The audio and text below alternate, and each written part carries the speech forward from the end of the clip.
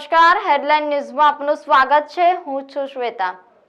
પાલનપુરમાં ડાક કર્મચારીઓ પગાર તથા રજાના મુદ્દે હડતાળ પર ઉતરી રેલી યોજી કલેક્ટર કચેરી ખાતે આવેદનપત્ર આપી રજૂઆત કરી હતી। ગુજરાતમાં ફરી એકવાર સરકારી કર્મચારીઓની હડતાળનો સિલસિલો શરૂ થયો છે। ઉત્તર ગુજરાતમાં કેન્દ્રીય ડાક કર્મચારીઓ હડતાળ પર ઉતર્યા છે। ડાક કર્મચારીઓની માંગણી છે કે પગાર, રજાઓ સહિતના અન્ય લાભોથી વંચિત રાખવામાં આવી રહ્યા છે। ડાક કર્મચારીઓએ આજે પાલનપુરમાં વિરોધ સાથે રેલી યોજી હડતાળ કરી હતી। આ સાથે તેમને કલેક્ટર કચેરીમાં આવેદનપત્ર પણ આપ્યું હતું। આ રેલીમાં ડાક કર્મચારીઓએ અમારી માંગો પૂરી કરો, કર્મચારીનું શોષણ બંધ કરો સહિતના નારા લગાવ્યા હતા।